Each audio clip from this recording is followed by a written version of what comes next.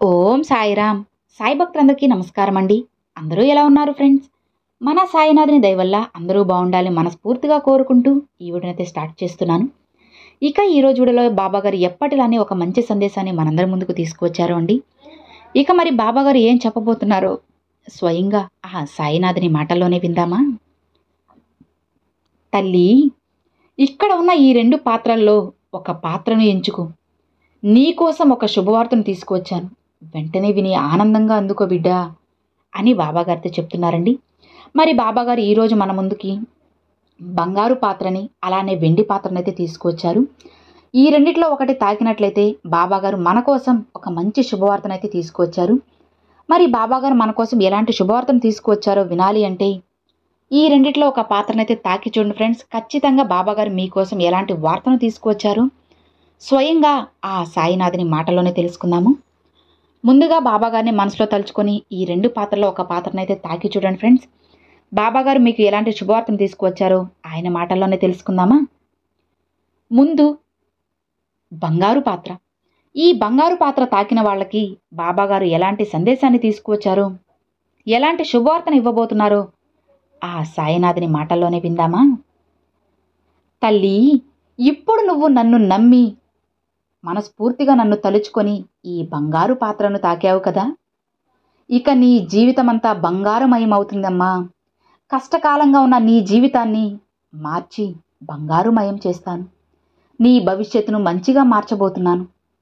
ఇక ఈ పాత్రను తాకిన నీకు నీ బంధం బలపడే సమయం ఇది. ఇప్పుడు నువ్వు చాలా జాగ్రత్తగా ఉండాల్సిన సమయమమ్మా. అలానే బిడ్డ, ఇంకొక రహస్యం చెబుతాను విను. ఒక మంచి మాట అమ్మా, అస్సలు నిర్లక్ష్యం చేయకు. గతంలో నువ్వు చేసిన తప్పుని మళ్ళీ మళ్ళీ నువ్వు చేయకు తల్లి. అలా చేయడం వల్ల నీ బంధం అనేది ఇక శాశ్వతంగా నీకు దూరం అయిపోతుంది. కాబట్టి అలా ఎప్పుడూ నిర్లక్ష్యం చేయకు. అతి కోపం, అతి ప్రేమ ఎప్పటికైనా నష్టమే మిగులుస్తుంది అని నేను ఎన్నోసార్లు చెప్పాను కదా. కాబట్టి ప్రతి ఒక్కటి కూడా ప్రేమగా స్వీకరించు.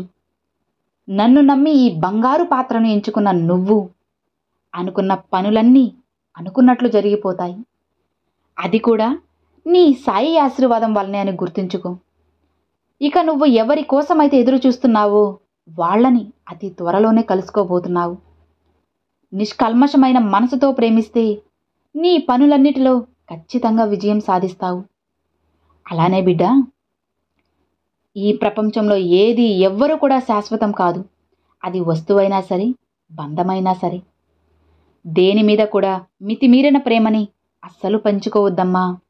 అలా పెంచుకొని తరువాత నువ్వే బాధపడకు. దేని గురించి కూడా అస్సలు పట్టించుకోకు. కేవలం ఒకరి పట్ల ఒకరు ప్రేమ, నమ్మకం, అలానే నీ గురువు మీద విశ్వాసం ఉంటే చాలు. తరువాత జరిగేవన్నీ వాటంతట అవే జరిగిపోతాయి. ఇక నీ జీవితంలో జరగని పని అయినా సరే వెంటనే జరిగిపోతుంది. నీ ఇంట ఒకటి తర్వాత మరొకటి శుభకార్యాలు జరుగుతాయి. నీ సాయిని నమ్ము తల్లి. ఒక్కటి చెప్పనా బిడ్డ, అందరితో ఆనందంగా కలిసిమెలిసి ఉండటమే కదా జీవితం అంటే. తప్పు ఎవరిదైనా సరే అస్సలు పట్టించుకోకు. నీ సాయి మీద నమ్మకం ఉంటే సరిగ్గా వారం రోజుల్లోనే నువ్వు అనుకున్నది అనుకున్నట్లు సాధిస్తావు. నేనేం ఊరికే చెప్పడం లేదమ్మా. ఈ బంగారు పాత్రను తాకావు కదా, ఖచ్చితంగా నీ జీవితం బంగారమయమవుతుంది. నువ్వు అనుకున్న ప్రేమ బంధం నీకు దగ్గరవబోతుంది. తరువాత నీ జీవితంలో అన్ని పనులు ప్రశాంతంగా జరిగిపోతాయి బిడ్డ. తరువాత విజయం కూడా సాధిస్తావు. ఇక నీ జీవితంలో ఉన్న గందరగోళాలన్నీ వాటంతట అవే తొలగిపోతాయి. నీ బాధలు, కష్టాలు అన్నీ తీరాక నువ్వు షిరిడీకి కూడా రాబోతున్నావమ్మా. అవి అంతా నాకు కళ్ళకు కట్టినట్లు కనిపిస్తున్నాయి. అవన్నీ అతి త్వరలోనే నిజం చేస్తాను. నీ పని నువ్వు చేస్తూ ఉండు, మిగతాది నేను చేస్తాను కదా. ఇక సంతోషంగా ఉండు తల్లి. నీ సాయి నీకు తోడు ఉన్నంత వరకు నువ్వు దిగులు పడవచ్చావో చెప్పు. ధైర్యంగా ఉండు అని బాబాగారు బంగారు పాత్ర పట్టుకున్న వారికైతే చెప్పారండి. ఇక రెండవది వెండి పాత్ర.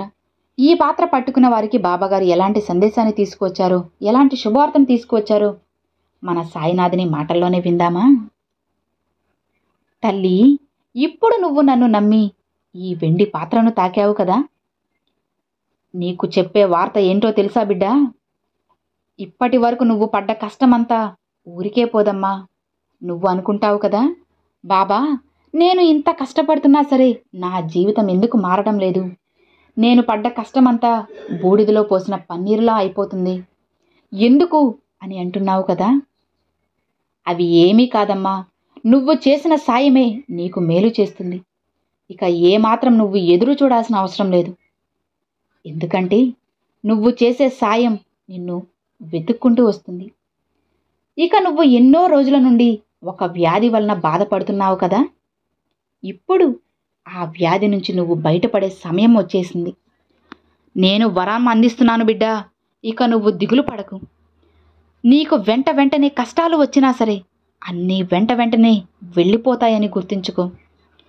నువ్వు ఎప్పుడు కూడా ఇతరులు బాగుండాలి అని మంచి చెప్పినా సరే అది వాళ్ళకి చెడులానే అనిపిస్తుంది కదా. కాబట్టి ఇతరులకు ఎలాంటి మాటలు చెప్పకు, ఎలాంటి సలహాలు ఇవ్వకు. ఎవరైతే వాళ్ళు పడ్డ కష్టాల గురించి భయపడకుండా నా మీద నమ్మకంతో ఉంటారో వాళ్ళు తప్పకుండా మంచిగా లాభాన్ని పొందుతారు. నీకు కొన్ని ముఖ్యమైన సూచనలు నేను కలలో వచ్చి తెలియజేస్తున్నాను కదా. వాటిల్లో కొన్నిటిని అనుసరిస్తున్నావు, కొన్నిటిని అలానే వదిలేస్తున్నావు. ఎందుకు బిడ్డా? అలా ఎప్పుడూ చేయకు. నువ్వు ఏ పని చేస్తే మంచి జరుగుతుందో, ఏది చేస్తే నీకు చెడు జరుగుతుందో అని నీకు నువ్వే సొంత నిర్ణయాలు తీసుకోకు. ఏదైనా నిర్ణయం తీసుకునే ముందు ఒక్కసారి నీ సాయిని అడుగు. ఇలా నువ్వు ఎప్పుడైతే నా దగ్గర సలహాలు కోరుతూ నన్నే స్మరిస్తూ ఉంటావో అప్పుడు నువ్వు ఎటు చూసినా సరే నీ బాబానే కనిపిస్తారు. నీ సందేహాలన్నిటినీ పక్కన పెట్టమ్మా. మనస్ఫూర్తిగా నీ సాయికి నమస్కరించు. నీ స్నేహితుల సాయం వలన నువ్వు చేసే పనులలో మంచి లాభం నువ్వు పొందబోతున్నావు. నిలకడ లేని మనసుతో నువ్వు తప్పుడు నిర్ణయాలు తీసుకుంటావు.